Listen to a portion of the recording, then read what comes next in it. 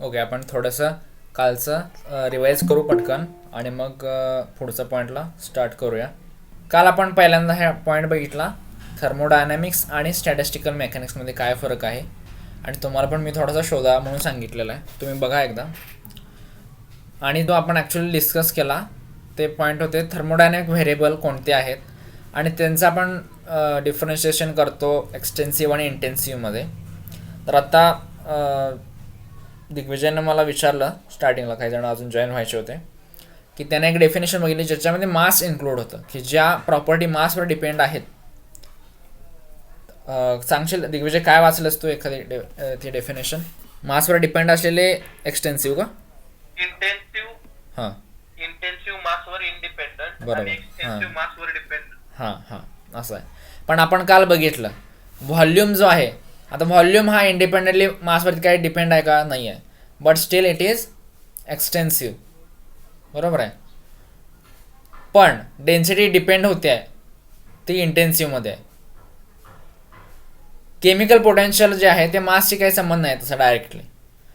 त्यामुळं आपण सांगू शकत नाही की मासवरती डिपेंड असेलच एखादी प्रॉपर्टी असं आहे. काल आपण कोणकोणत्या बघितल्या होत्या आठवते का तुम्हाला? काल प्रॉपर्टी आपण बघितलेल्या होत्या. नंबर ऑफ मॉस आहे, तर नंबर ऑफ मॉस ही काय आहे? डिपेंड नाही आहे.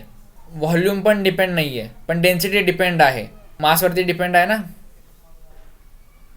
सो आपण असं मासवरती असेलच असं सांगू शकत नाही. आता प्रेशरचा डायरेक्टली मासशी काही संबंध आहे का? नाही, डायरेक्टली संबंध नाही आहे. म्हणजे त्याला आपण एक शब्द आहे मॅथमॅटिकल लँग्वेजमध्ये एक्सप्लिसिटली डिपेंड, तर तसं एक्सप्लिसिटली डिपेंड नाही आहे. त्यामुळे आपण मासवरती, किंवा मी काल सांगितलं की नंबर ऑफ मोल्स, तर त्याच्यावरती एक्सप्लिसिटली डिपेंडंट असं नाही आहे. त्यामुळं आपण एक काल काय बघितलं की जर आपण एखाद्या व्हॉल्यूमचं किंवा एखाद्या सिस्टीमचं म्हणूया, व्हॉल्यूम म्हणण्यापेक्षा सिस्टीम, कारण व्हॉल्यूम हे काय झालं, एक व्हेरिएबल झालं. तर एखाद्या सिस्टीमचे आपण पार्टिशन केलं, तर त्या पार्टिशनमध्ये जे व्हेरिएबल्स ॲज इट इज राहिले त्याला आपण इंटेन्सिव्ह म्हणणार, आणि जे चेंज झाले त्याला आपण एक्सटेन्सिव्ह म्हणणार. एवढं सोपं आपण बघू शकतो. आता आज आपण इक्विलिब्रियमबद्दल बोलणार आहे. ठीक आहे. तर आता इक्विलिब्रियममध्ये सुद्धा अजून मी तुम्हाला 2 टाईप सांगतो. ठीक आहे. पहिला सगळ्यात सिम्पल, तुम्ही न्यूटन लॉच्या नंतर शिकतो आपण 11वी-12वीला, तो असतो मेकॅनिकल इक्विलिब्रियम. ठीक आहे. सो मेकॅनिकल इक्विलिब्रियममध्ये काय, एक्सटर्नल फोर्स सगळे 0 असतात, समेशन ऑफ फोर्स 0 असतं. एक्सटर्नल जरी फोर्स असला तरी पण टोटल सम ऑफ फोर्स ही 0 असते. ठीक आहे. आपण इक्विलिब्रियम वेगवेगळे कोणकोणते आहेत ते बघूयात आणि मग थर्मोडायनॅमिक इक्विलिब्रियमला येऊ. सो पहिला जो टाईप आहे इक्विलिब्रियमचा, मी वेगवेगळे इक्विलिब्रियम कोणते आहेत ते बघतो. तर आपण हे शिकलेला असतो की the summation of all forces is 0, आणि कन्झर्वेशन ऑफ मोमेंटम आपण जेव्हा वापरतो त्यासाठी पण ही कंडिशन गरजेची आहे की एक्सटर्नल जे काय फोर्सेस आहेत त्यांची सगळी सम काय आहे, 0 आहे. म्हणजे फॉर एक्झाम्पल ही एखादी बॉडी आहे, एखादी सिस्टीम आहे, तर त्याच्यावरती असं असू शकतं की इकडून एक फोर्स ॲक्ट होतो आहे आणि इकडून पण एक फोर्स ॲक्ट होतो आहे, पण त्यांची सम 0 आहे. किंवा आता हे मी 2 सांगितले, पण असे नंबर ऑफ फोर्सेस ॲक्ट होत असू शकतात. पण आता फोर्स हा कसा आहे बघा, व्हेक्टर क्वांटिटी आहे. So in each direction X ॲक्सिसला पण 0 पाहिजे ॲडिशन, वाय ॲक्सिसला पण 0 पाहिजे, झेड ॲक्सिसला पण 0 पाहिजे. तर आपण त्याला म्हणणार समेशन ऑफ फोर्स 0 आहे, आणि त्यामुळं काय होणार आहे, मेकॅनिकल इक्विलिब्रियममध्ये ते असणार आहे. म्हणजे इंडिपेंडंटली एक्स वाय झेड ॲक्सिसला ते 0 झालं पाहिजे असं. आता दुसऱ्या इक्विलिब्रियममध्ये पार्ट असतो. आता मी तुम्हाला एक एक्झाम्पल दाखवतो. मी हे ड्रॉ करतो इथे. म्हणजे एक वेज लाईक आहे, इथं काहीतरी बॅलन्स केलेलं आहे आपण हे. ठीक आहे. आणि हे इक्वल इकडं नाही आहे लेंथ, इकडं वेगळी लेंथ आहे, इकडं वेगळी लेंथ आहे. ठीक आहे. आता समजा मी या साईडला काहीतरी वेट ॲड केलं आणि या साईडला काहीतरी वेट ॲड केलं. सपोज सुरुवातीला दोघं सेम आहेत. ठीक आहे. ज्यावरती दोन्ही वेट सेम आहेत त्यावरती त्यांच्यावरती जो फोर्स असणार आहे mg आणि इकडं पण एम जी असणार आहे, तो सेम असणार आहे, बरोबर आहे. सो हे जे फोर्सेस आहेत ते इक्वल आहेत, पण ही सिस्टीम इक्विलिब्रियममध्ये राहील का सांगा? हे दोन्ही लेंथ इक्वल नाही आहेत. नाही राहणार. का नाही राहणार? लेंथ इक्वल नाही आहे. हा, लेंथ नाही आहे इक्वल, बरोबर आहे. म्हणजे काय चेंज झालाय त्यात? फोर्स तर सेम आहे ना, मग तो इक्विलिब्रियममध्ये का राहणार नाही? त्या पोझिशनला का राहणार नाही? कोणती फिजिकल क्वांटिटी आहे की जी रिस्पॉन्सिबल आहे त्याच्या इक्विलिब्रियमपासून त्याला चेंज करणार, या पोझिशनपासून त्याला मूव्ह करण्यासाठी? ओके, मी हिंट देतो. लिनियर मोशन होईल का रोटेशनल मोशन होईल? सीसॉ जो आहे ती लिनियर मोशन आहे का अँग्युलर किंवा रोटेशनल आहे? अँग्युलर आहे ना. हां, ठीक आहे. तर ह्याच्यात काय होणार आहे? अँगल चेंज होणार ना, किंवा आपण असं म्हणू शकतो रोटेशन होणार आहे. म्हणजे ही साईड आहे, आता हा इकडं लेंथ जास्त आहे म्हणजे हा इकडं खाली येईल, बरोबर. आणि हा काय होईल त्यावेळेला? हा जर खाली येत असेल तर हा पण खाली येईल का? नाही, हा वर जाणार. सो ह्या पॉईंटला बघा काय होणार आहे, हे असं तिरकं होणार आहे. चुकलेलं आहे इथं, ही स्ट्रेट लाईन आहे पण हे असं तिरकं होणार ना. सो हा अँगल एक तयार होतो. सो अँगल तयार होण्यासाठी जसं ट्रान्सलेशन मोशनमध्ये फोर्स असतो तसं अँग्युलर मोशनमध्ये कोण असतो सांगा? अँग्युलर ॲक्सेलरेशनसाठी कोण रिस्पॉन्सिबल असतो? जसं ॲक्सेलरेशनसाठी फोर्स असतो लिनियर ॲक्सेलरेशनसाठी, तसं अँग्युलरसाठी काय असतो? शिकलाय का तुम्ही अँग्युलर? हा टॉर्क असतो किंवा आपण त्याला मोमेंट ऑफ फोर्स असं म्हणतो. सो हा काय करणार आहे? रोटेशन करणार आहे. सो टॉर्क काय असतो? आर क्रॉस एफ असतो. सो आर वाढलाय, सो आर क्रॉस एफ वाढलाय, एफ तर सेम आहे त्यामुळे आर क्रॉस एफ वाढल्यामुळं टॉर्क वाढलाय. इकडे टॉर्क वेगळा, इकडे टॉर्क कमी आहे, इथं जास्त इथं कमी आहे, म्हणजे वेगवेगळा आहे. त्यामुळे ही सिस्टीम मेकॅनिकल इक्विलिब्रियममध्ये नाही आहे. जरी समेशन ऑफ फोर्सेस झिरो असले, still the system is not in equilibrium because it does not follow the second condition. Second condition काय असणार आहे? Summation of all torques acting on the system must be equal to 0. So ह्या दोन्ही condition जेव्हा satisfy होणार आहेत त्यावेळेला आपण असं म्हणणार आहे की सिस्टीम ही मेकॅनिकल इक्विलिब्रियममध्ये आहे. ओके, ठीक आहे. असे बरेच इक्विलिब्रियम असतात, मी जस्ट काही नावं सांगतो तुम्हाला. एक असतो केमिकल इक्विलिब्रियम. केमिकल इक्विलिब्रियम म्हणजे काय? आपण जसं काल केमिकल पोटेन्शियल हा शब्द ऐकला होता. तर केमिकल इक्विलिब्रियममध्ये काय असणार आहे?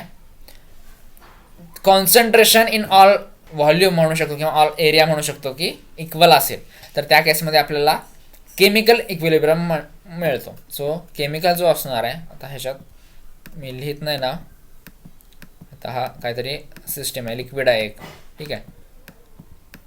शुगर वॉटर लिक्विड आहे सपोज, किंवा सॉल्ट वॉटर हे असं लिक्विड आहे आणि सगळ्या केमिकल प्रॉपर्टी सगळ्या सेम असतील तर त्याला आपण केमिकल इक्विलिब्रियममध्ये आहे असं म्हणतो. सो तिथं कुठली केमिकल रिॲक्शन होणार नाही आहे, ठीक आहे.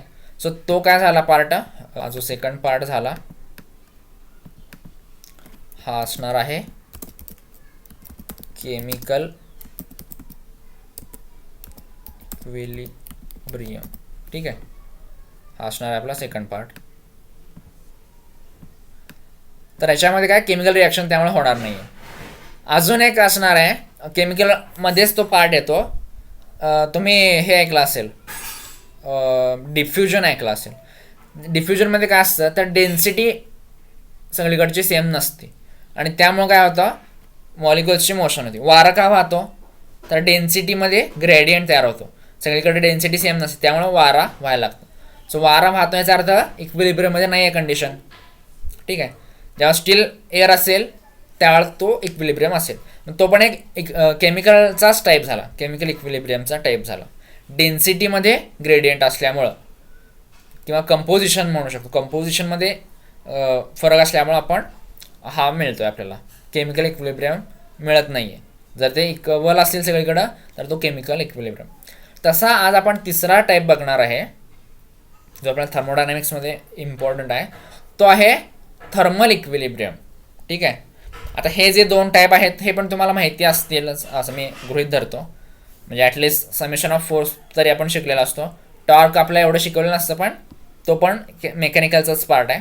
आणि केमिकल इक्विलिब्रियममध्ये काय असणार आहे तर सगळीकडचं कॉन्सन्ट्रेशन सेम असणार आहे, कुठेही डेन्सिटीमध्ये ग्रेडियंट नाही आहे, डेन्सिटी त्यामुळे सगळीकडे सेम आहे. काल आपण जे बघितलं त्या डेन्सिटी सगळीकडे सेम घेतो, म्हणजेच तो जो म्यू असतो, काल आपण म्यू एक बघितला होता chemical potential, it is same everywhere. ह्याचं जर हे पार्टिशन आपण केलं तर इकडं पण म्यू राहणार आहे, इकडं पण म्यूच राहणार आहे, किंवा इकडं डेन्सिटी रो राहणार आहे, इकडं पण रोज राहणार आहे. So that is intensive variable. ठीक आहे, mu was intensive variable. So इक्विलिब्रियममध्ये असेल तरच. ठीक आहे, त्यामुळे आपल्याला हा इक्विलिब्रियम असणं कुठल्याही गोष्टीचा हे इम्पॉर्टंट असतं.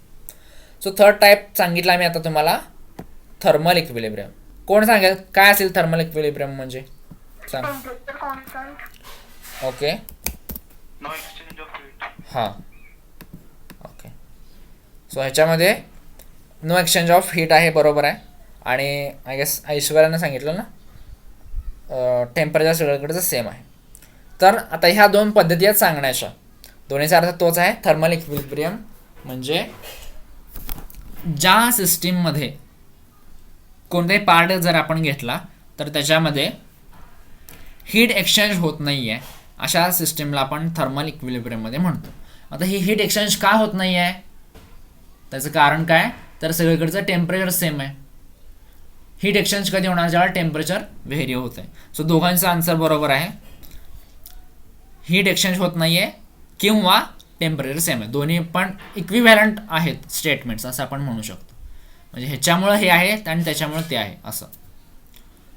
सो थर्मल इक्विलिब्रियम जो आहे त्यात आपण सांगणार आहे की टेम्परेचर जे आहे ते सगळीकडे कॉन्स्टंट आहे. सो आपण ह्याच्यामध्ये जर आपल्याला थर्मोडायनॅमिकली किंवा मॅथमॅटिकली ह्याच्यात लिहायचं असेल तर प्रत्येक सिस्टीममध्ये आपल्याला काहीतरी लिहायला लागतं. सो मेकॅनिकल इक्विलिब्रियममध्ये हा 0 आहे, समेशन ऑफ फोर्स. ह्याचा अर्थ काय आहे, मी डेल्टा लिहितो. मेकॅनिकल इक्विलिब्रियममध्ये डेल्टा पी हा स्मॉल पी आहे, प्रेशर नाही. हा पी इज मोमेंटम. ठीक आहे, हा मोमेंटम आहे. ह्याला इथं लिहितो मी MV आहे म्हणून.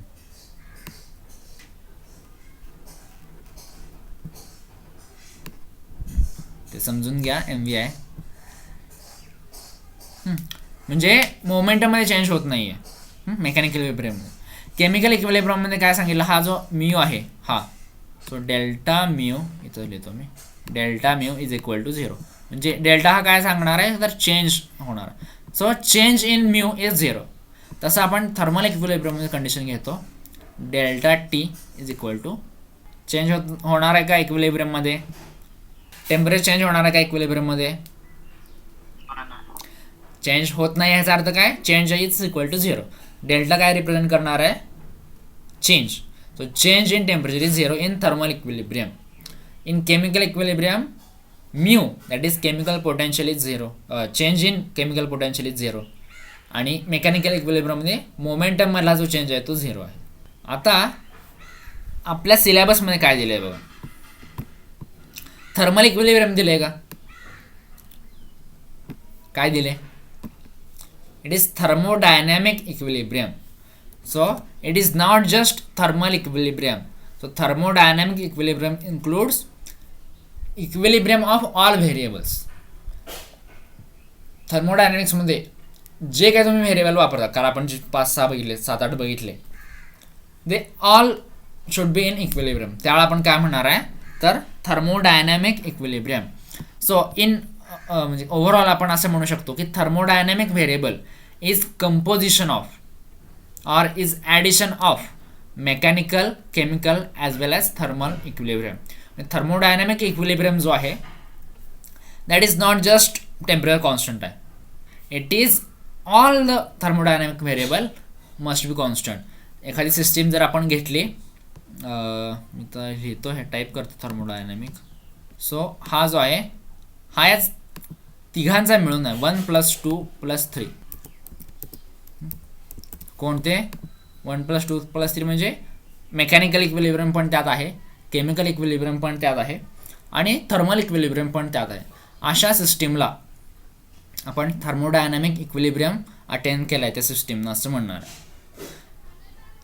किंवा हा एक वे झाला सांगण्याचा. किंवा दुसरा वे काय असणार आहे की the system in which all the thermodynamic variables are in equilibrium with each other म्हणजे कोणाबरोबर.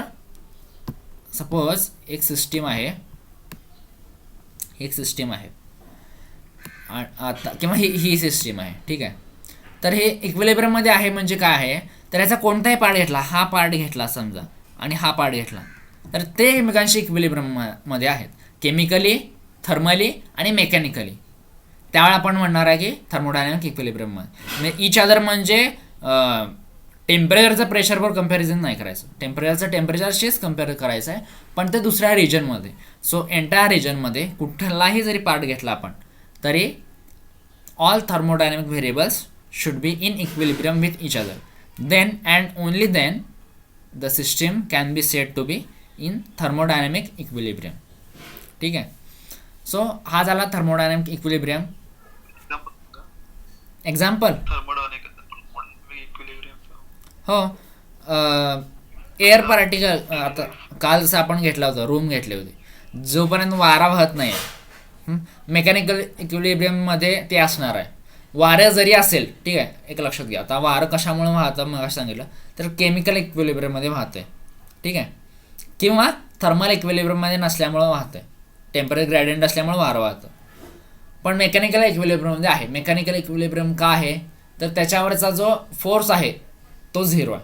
हां, सगळ्याचेच मास mg घेतलेत आपण, सगळे डाऊनवर्ड आहेत, तो सगळ्यांवरचा फोर्स इक्वल आहे आणि त्या फोर्समुळे काही मोशन होत नाही आहे, ठीक आहे. कारण ग्रॅव्हिटी आपण निग्लेक्ट करतो, आपण कायनेटिक थेरी जेव्हा शिकतो, we neglect gravity because the force is very small compare to the force due to temperature. टेम्परेचरमुळं त्यांचा जो मोशन आहे that is dominant over the gravity. Okay, so ज्यावेळेला रूममध्ये एअर स्टील असेल किंवा रूमच पाहिजे असं नाही, रूम काय घेतो आपण की एक बाउंड्री आहे त्या सिस्टीमला, सो आपल्याला कन्सिडर करायला सोपंच आहे. आपण ओपनमध्ये जरी असेल, बाहेर भिंती नसतील, still we can imagine some entire volume and in that volume if there is no net motion, molecules जे आहेत ते कंटिन्युअसली मोशनमध्येच असणार आहेत, जे एअर आहे ते. पण काय आहे कंडिशन, नेट मोशन 0 असले पाहिजे. नेटचा अर्थ काय बघा, इथं फोर्स, नेट फोर्स आहे, हा net force is 0, net motion is 0. Net motion is 0 म्हणजे काय, आता तुम्ही जेव्हा क्वांटम मेकॅनिक्समध्ये तुम्ही हे एक्सरसाइज सॉल्व केला आहे काय माहीत नाही, तुम्हाला मोमेंटमची एक्सपेक्टेशन व्हॅल्यू काढायची असते, तर ती 0 येते. ह्याचा अर्थ काय असतो, जेव्हा इक्विलिब्रियम सिस्टीम असते, जेवढे पार्टिकल्स इकडं चाललेत तेवढेच पार्टिकल्स इकडं पण चाललेत विथ सेम स्पीड, ठीक आहे. सो हा जो मोमेंटम आहे हा प्लस धरला, डायरेक्शनमुळं प्लस आणि मायनस येणार आहे. सो हा जर प्लस धरला तर हा मायनस येणार आहे. सो ॲडिशन त्यांची 0 होणार आहे.